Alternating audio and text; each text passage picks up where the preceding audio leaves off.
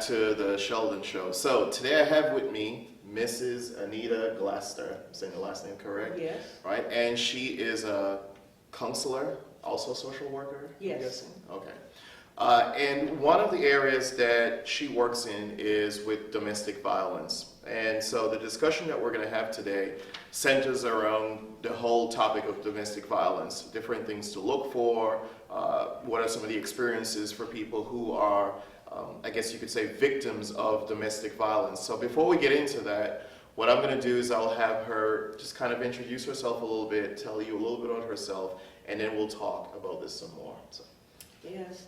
Well, I've been a counselor since 2004, and I've done a lot of community work in San Antonio, Texas, around domestic violence. Initially, my passion wasn't domestic violence, but when I got involved with the Family Assistance Crisis Team in San Antonio, they offered a lot of training, and that gave me a platform to lecture at universities. I also worked with the Bexar County Justice Center, where I worked in the family violence unit, so I was able to understand the laws that govern domestic violence. I was also working at a battered women's shelter, and then finally with Child Protective Services, where about 95% of my cases involve domestic violence. Okay. And I think it's a good place to start off. Let's talk a little bit about the family and the cultural traditions behind domestic violence. Based on the list of talking points that we have here that I got from you, enlighten viewers a little bit about when you say family and cultural traditions as it relates to domestic violence, exactly what you're talking about. What I mean is what have you learned as a victim of domestic violence to accept as the norm within your family traditions? There could be a don't let the family business out in the street. In Hispanic families, it's La Familia, it's everything, it's number one. Yeah. That does not necessarily include your family with your husband and children, but the whole. So the extended family. The extended family, and what that means is you do not submit any information outside of that group that discusses any violence. And is that because it is an embarrassment to the family that they don't, or you just don't want the public in the family business, so to speak? It used to be considered that way back when, I guess I'll say 60 to the 80s, it was understood that when a cop came because a woman was screaming and they felt she was being beat, it was considered to be the family's business. Nobody's business. But as we have progressed and understood, it's more so of a hiding. What one group will say, maybe the dominant culture will say, is what will the neighbors think? So it's a type of embarrassment, but it's the victims that are more fearful.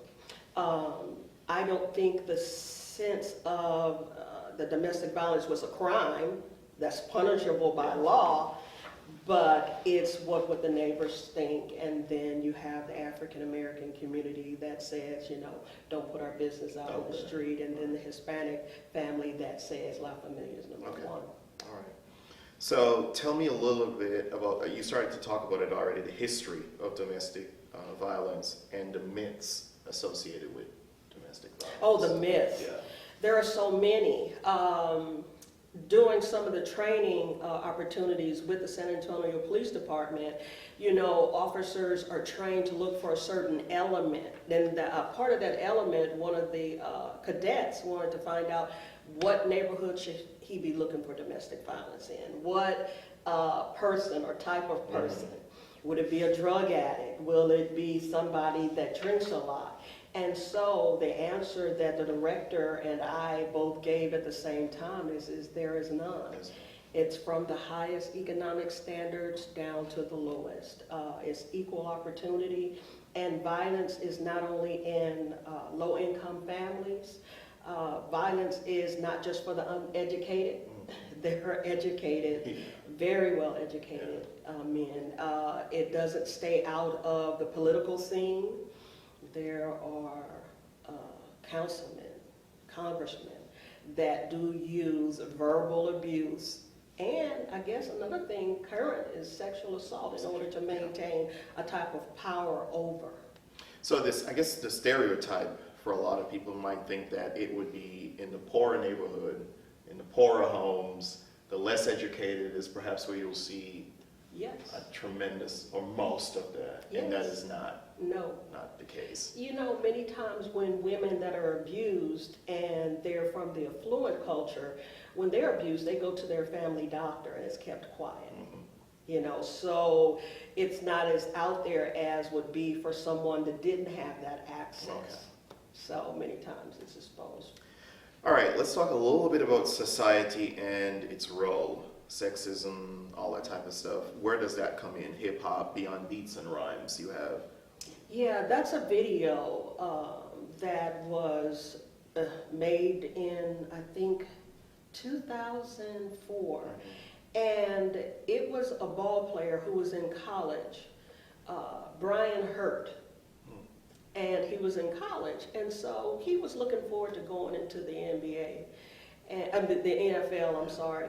And he was offered an opportunity to go and speak to high schoolers about domestic violence, something he didn't understand.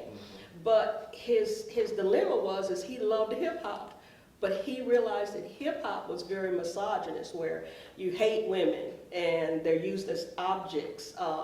All a woman can do for me is this or that. Yeah. That's the culture that he grew up on. So he struggled back and forth with that. But in addition, the sexism, homophobia, all of those things play into the domestic violence genre, the arena. And our culture also has this underlying understanding of power over, where in the media we see how much larger the physique of a man has gotten over the females, and the females is getting smaller. And then also there's a video called Tough Guys, Guise, where it snapshots how many scenes of violence we look at, and we're exposed to during commercials.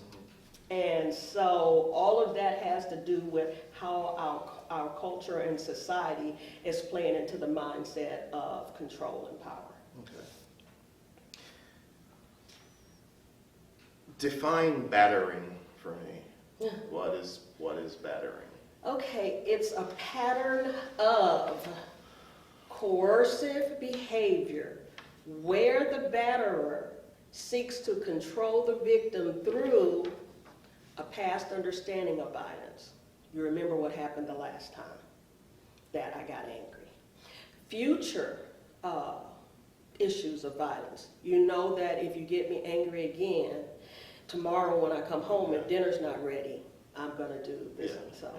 And you need to understand that the current violence, the current feeling in the house of walking on eggshells, you know that you're always nervous. You know that you have to keep everything quiet. So it's a pattern of behavior where there's coercive behavior for future, present, and past violence. Okay.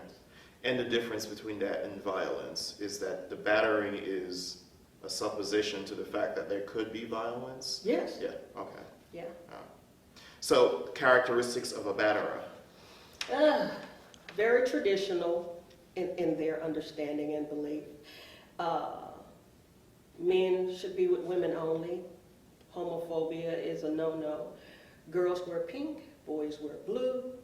Don't talk like a punk. Crying is for girls. The man is the head of the household, whether they know what that means or not. There are standards for boys in the family that are different for girls. Things like that. Okay.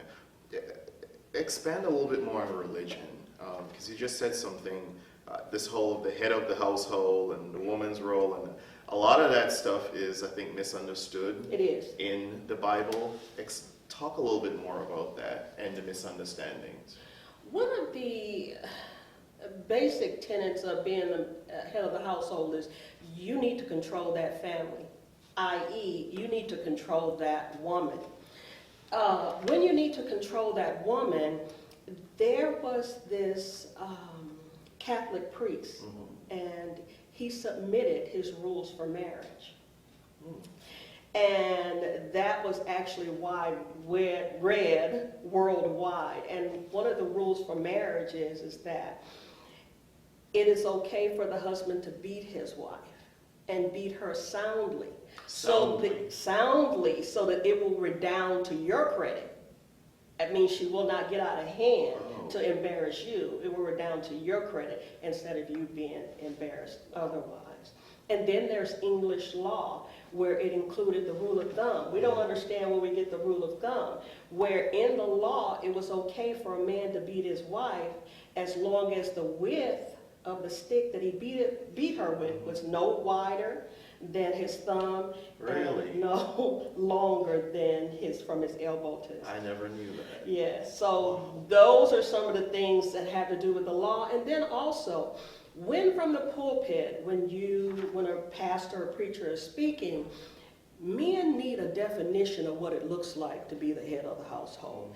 That definition only comes out as control. You need to have control over your family. Because if you don't have control over your family, how can you control or lead the household of God? That's scriptural, and it's taken many times out of context. You need to understand how that weaves itself in and out in other scriptures that have to do with the love and care of your wife and understanding her. So it's not about control. No. What is it about? If you could just talk exactly. It's more about a type of leadership, Okay. a graceful leadership. Okay. A graceful, understanding leader will understand that everything will hinge on their decisions, but in order to make that decision, that leader has to understand, well, that child, I have 3 children, that child is very sensitive, and to adjust, that child will struggle if I decide to move here. In order to understand my wife, she's ready for a new move. I need to consider if there's job prospects for her instead of just saying, I'm the man, we're going to go here. That leader has to take into effect everybody that's going to be affected by any decision, and then also include them in that decision, discussing it with them, and walking them through that process where you don't just say we're going and then you leave them. You figure it out as best you can because I'm the head and this is the direction we're going. So it's graceful, it's respectful, it's kind, it's merciful, it includes all those things. When I used to live in San Antonio, and I was going to UT San Antonio, I was doing my undergrad there. I was living in an apartment complex. Where was it?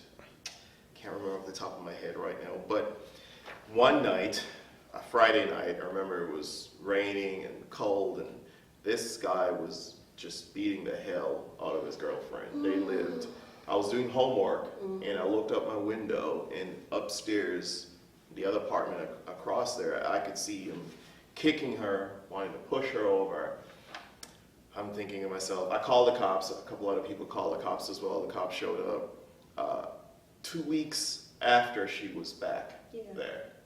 And I couldn't understand for the life of me, like, why the hell would you want to come back? After this guy was trying to push you off the balcony, they were up in the 2nd floor, I was in the 1st floor looking up at them. Why would you want to come back? So my thing is, why do women stay? Or why would they want to come back? Why would you stay? Why would you want to come back? What's going on there? What's the mindset? Yeah, there's a myriad of reasons. One, there's an emotional connection. Many times during the relationship, I call it diabolical, where the batterer will make the victim feel like they need them. In the course of a relationship, let's just say it's developing and everything's brand new, and he just seems to be amicable to everything. Everything's nice. Oh, that dress is nice. But over time, the reason I call it diabolical, that man is also the same man that's saying, you know what, you've been wearing that dress and it's just too short. I don't think it's respectful. let me buy you another dress. I saw another one when I was at the mall. And so you say, oh, that's so nice. He just thinks that. Be nice. Yeah. And so he takes you to the Yeah. mall and he buys you a different type of dress. It's nice, it's a nice taste, and it might come down a little bit lower. But then when I was at your friend's house with you, I don't think she respects you. I just think that she was disrespectful, what she said. I saw her looking at me. I'm not going to say anything, but I could tell she was attracted to me. And I don't think she's good enough for you to hang around. I don't think that you should be with her. And then your mother, I saw how she hurt you. The last time we were over there, we were eating during Thanksgiving, and you were hurt. I could tell that you were hurt. So that's the isolation. So that's all of this love and concern. It's like, and you're in love, so you don't think it. Yeah. And many people think it's an issue of self-esteem. It is not. You can take the strongest woman, and while you're in love, your defenses are down, and you're not aware that this diabolical. And that's the best time to, Yes. Wow. And so you kind of fall into it. And then the other reason is if you're in it and you have a child, it's economic. You're probably working and he takes your money. He has immediate access. Another reason for the kids. Another reason, I love him. Another reason, nobody's going to want me with these 3 kids. Or I'm too fat. Or I'm stupid. Or those things. Those are many of the reasons.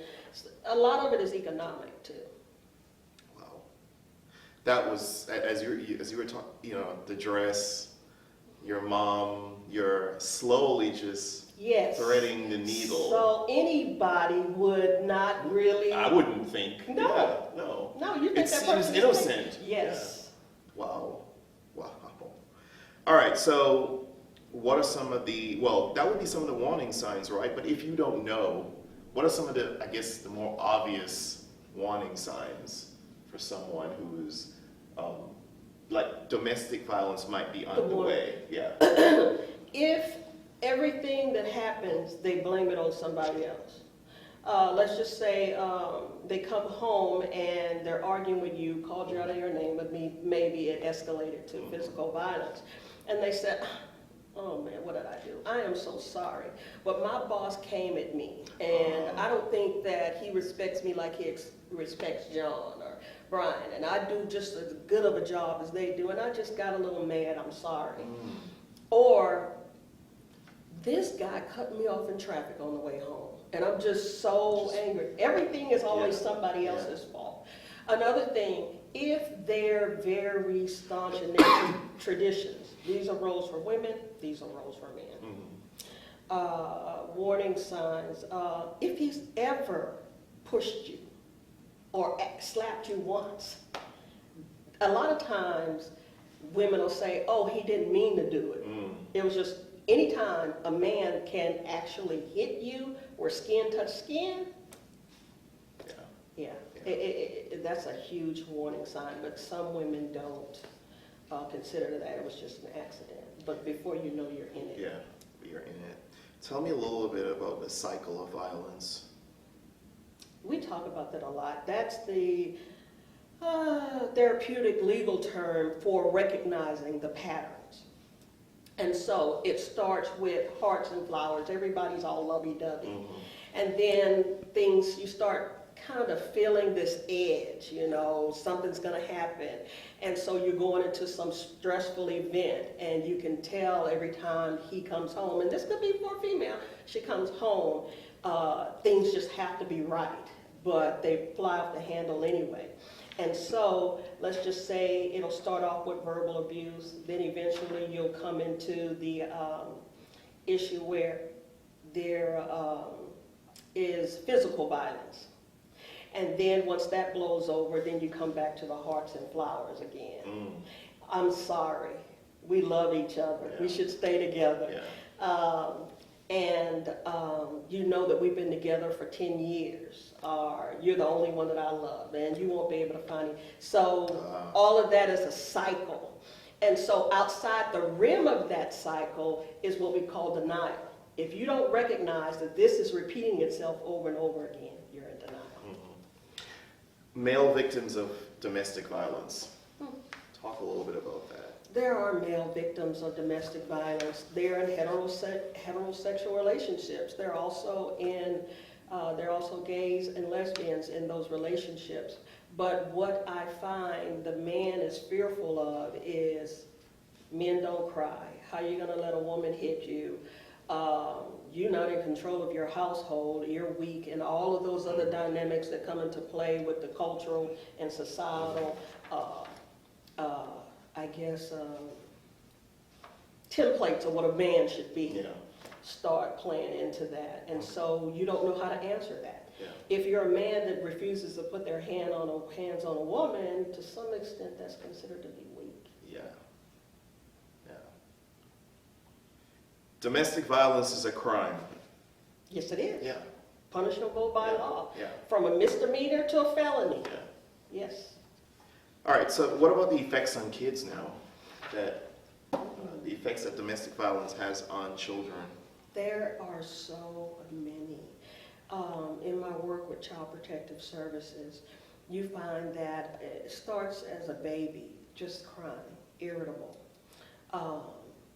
Their development is slower because they're worried about safety. Mm-hmm. Let's just say they hear a lot of crying, fighting, screaming, and their sense of safety is just blown out of the water. And so that irritability carries over to a lot of the crying. Where in turn, the batterer or the mother kind of incites some of that violence on that child to keep them quiet. But the child is crying because of all of the other things that are going on in the household. So by the time that child is in preschool, that child cannot focus enough to learn. That child also has a lack of trust of those around them. So in order to build some level of comfort within the classroom, that child is edgy. That child could have also developed other issues where they're disruptive in the classroom. That might feel a little bit safer at home, but to get the attention, they're disruptive in the classroom. And that continues on, and it gets worse as they progress. What are the chances of those kids ending up as they become adults, in relationships where there is perhaps domestic violence? The chances? You really can't say. Yeah. I was doing my internship at the Family Advocacy Center where I work with a doctor, and I asked them, what's the difference between 4 children that are all in the same family, had the same experience that was violent, and only one child out of that 4 comes out to be an abuser also, or to get an abusive relationship. And he said, in my work, what I found is the child that asks themselves, why are things like this, will be the child that actually will maneuver and weave through and navigate away from it. But the other children say, or that child might say, this is just the way things are, and I have to find my place in it. And so they learn. It's a learned behavior. They learned how to say, well, I'm not going to be the weakest one, that's for sure. Okay. And so I have to use this type of control in order to get my way. Okay. Or I find my level of comfort with a man that was dominant, because I think that's what a real man looks like. Oh, okay. Well, before I move on to something else, as you said that, how often have you heard that, the idea of what a real man is supposed to look like? Or A lot. That's why we start with the myth, and then we talk about the characteristics of a batterer. In many classes that I held at the Battered Women's Shelter in San Antonio, they said, oh my God, that's what he says. Oh my God, I didn't even believe that. I said that myself. I can't believe that I was doing that to my daughter or to my son. And so they're actually indoctrinated with the same mindset. Sometimes you don't have to be with a batterer, but society kind of plays into your understanding. Okay. So tell me a little bit about the work that you do, your organization and all that now, so that if anyone who's watching, and also I'm going to post all of her information as well. So let's talk a little bit about specifically what you do, your organization and all that type of stuff, so people can get in touch with you. Well, we're at Bright Morning Star Ministries, and we offer counseling through primarily EAP contracts. We have 5 contracts now CompServe, KeyPro, Workplace Options, Texas Integrative Health, and then Beacon Health Service Strategies, I'm sorry. And so that's how we get most of our clientele, but also Bright Water Star receives referrals and will actually offer counseling to anyone on a sliding scale. And we are a ministry, so we believe in helping that person get the help. Many of our programs are centered around different pillars. And so the one for intercession and aid is for those that are going through familial issues, whether it's married couples, issues with children. We only offer counseling to adults. We don't refer the child. Okay. But we do take 17 and 18-year-olds. Okay. I'm starting to find that that's the group that's starting to come for domestic violence. And so we have the domestic violence classes that we're planning on setting up. And I'm interested in doing it online, like I spoke with you earlier about, because there's a stigma where we can't get them to come in on. Yeah, we do get some, but it takes a lot of energy to get out of the house to come to. While you're driving, you're thinking about how you're going to mess up or ruin this relationship. And what they hear is contradictory to what they've come to believe about that relationship. So finally, tell me about two things: the journey to wholeness and how you incorporate that with domestic violence. The journey to wholeness helps the victim or the person to find out where they are right now. What do I think about myself? Do I feel I'm unworthy? Let's work on those areas. Not always about self-esteem, but to find themselves. It's more like a mindfulness, a mindful awareness of what I've used to feel like I need to keep myself safe. What direction do I take and understanding do I take in relationships? Primarily it starts with trying to understand your relationship with men. Was I taught boundaries as a young woman? Do I need to set new boundaries for myself? What do I need to understand as I'm going forward? I have this neediness, I have this fear of loneliness. How do I work on that? All right, well, thank you very much for joining us again today. Now, if you need Mrs. Glaster's information, it will be provided below, so make sure you check for that. And don't forget to subscribe and share the video, hit the like button as well. Thank you very much, and we'll see you next time.